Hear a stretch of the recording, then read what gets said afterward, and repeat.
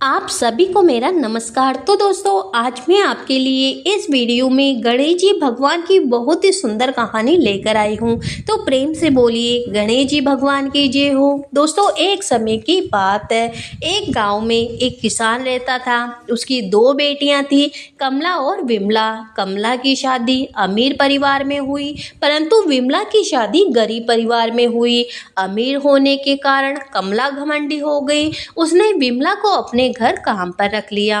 विमला उसके घर का सारा काम करती और बदले में कमला उसे बचा हुआ खाना दे देती। विमला सीधी सादी थी, अपने घर में ही रहती, साथ ही वह गणेश जी भगवान का नित्य नियम निभाती। जो भी खाना वह लाती उसको पहले गणेश जी भगवान को भोग लगाती, उसके बाद वह खाती या अपने परिवार को देती। एक दिन कमला के घर में खाना नहीं बचा।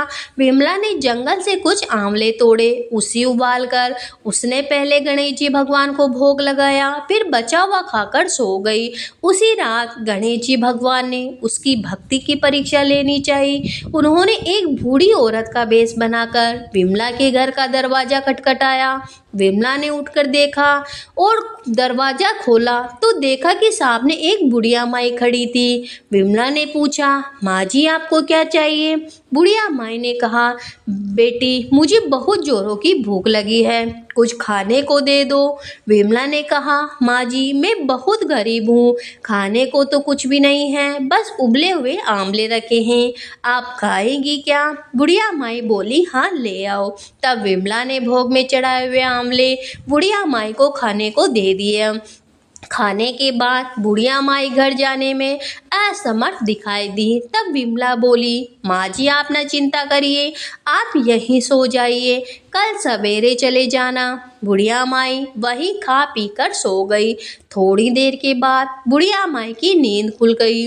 उसने कहा, बेटी मेरा पेट खराब हो गया। विमला ने कहा, माँ जी आप अंधेरे में कहाँ जाएगी, यहीं किसी कोने में निपट लीजिए और अपना हाथ मेरे बालों में पूछ लीजिए, सुबह उठकर मैं साफ कर लूँगी। बुढ़िया माई ने वैसा ही किया। जब सुबह हुई तो बुढ़िया माई वहाँ नहीं थी। विमला को लगा शायद मैंने सपना देखा होगा। ऐसा सोचकर वह नहाने के लिए तालाब की ओर चली गई। जब वह नहाने लगी तो उसके बालों से सोना झड़ने लगा। आसपास के लोग हैरान हो गए। विमला को रात की बात याद आई। वह दौड़ी दौड़ी घर गई। घर आकर उसने देखा कि घर के अंदर सोने के सिक्के चारों तरफ बिखरे पड़े हुए थे। वह खुश होकर गणेश जी भगवान का धन्यवाद करने लगी। उसने अपने बेटे को मौसी के घर तराजू लाने के लिए भेजा।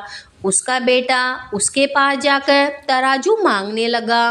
मौसी ने पूछा कि तराजू का क्या करेगा? तो बच्चा बोला, मेरी माँ सोने के सिक्के गिनेगी। कमला ने कहा, घर में खाने को दाना नहीं और सोना नापने की बात हो रही है। सच्चाई का पता लगाने के लिए तराजू के नीचे लट्ठा लगा दिया।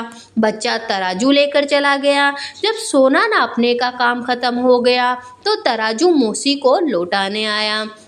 कमला ने तराजू उल्टा पटक कर देखा तो उसके पीछे एक सोने का सिक्का चिपका हुआ था। वह हैरान रह गई और उसे विश्वास हो गया कि विमला बहुत धनी हो गई, इसलिए काम पर भी नहीं आई। वह दौड़ी दौड़ी अपने बहन के घर गई और उससे पूछा, तुम्हारे पास इतना सारा धन कहाँ से आया? विमला सरल स्वभाव की थी। उसने सारी बात अपनी बहन को बता दी। कमला के मन में लालच आ गया। कमला लालच बस गणेश जी भगवान का नित्य नियम निभाने लगी। रोज जंगली आंवले का गणेश जी भगवान को भोग लगाने लगी। एक दिन गणेश जी भगवान ने उसे सबक सिखाने के लिए बुढ़िया माई का भेष बनकर उसके घर गए। वह बुढ़िया माई को बैठाई और वहीं उबला हुआ आंवला दिया। आंवला खाकर बुढ़िया माई का पेट खराब हो गया। उसने कमला के सारे घर को गंदा कर दिया। जब सुबह कमला की नींद खुली तो उसने देखा सारा घर गंदगी से भरा पड़ा है और तेज बदबू आ रही है। कमला गंदगी को साफ करने लगी पर गंदगी बढ़ती ही जा रही थी। वह परेशान होकर विमला के घर गई। उसने विमला को सारी बात बताई।